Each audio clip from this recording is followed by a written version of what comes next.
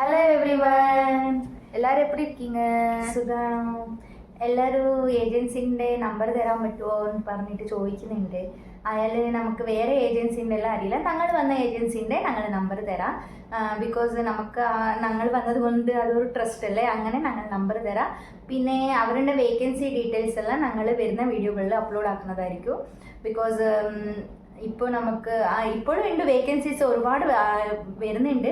അതിൻ്റെയും നോക്കിയിട്ട് ഞങ്ങൾ അപ്ലോഡ് ആക്കാം. നിങ്ങൾക്ക് ക്ലിനിക്ക് വേണമെങ്കിൽ ക്ലിനിക്ക് നിങ്ങൾ കമൻറ്റ് ഇട്ടാൽ മതി.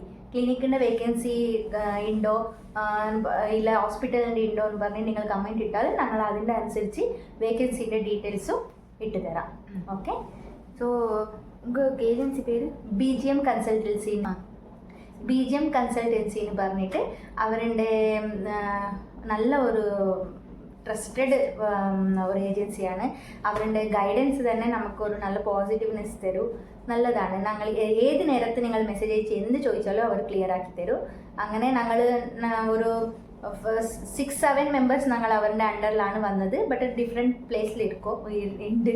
അതാണ്. ஸோ என்னோட ஏஜென்சி பேர் நர்சஸ் ஆப்பர்ச்சுனிட்டின்னு சொல்லிட்டு, அவரும் ஒரு மலையாளி தான். நல்லா பண்ணி கொடுப்பாங்க. நீங்கள் எப்போ டவுட் என்ன கேட்டாலும் உங்களுக்கு கிளியர் பண்ணி கொடுப்பாங்க. என்ன உண்மையோ அதை தான் சொல்லுவாங்க.